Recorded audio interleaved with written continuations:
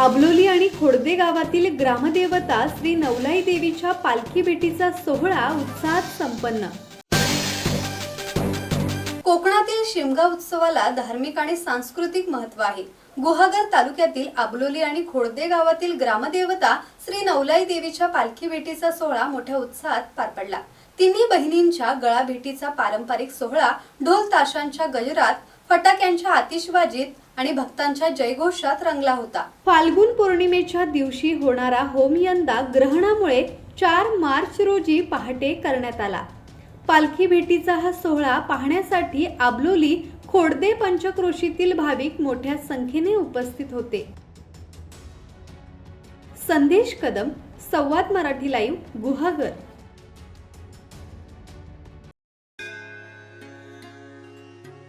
श्री गणपती संस्थान महड, तालुका खालापूर, जिल्हा रायगड।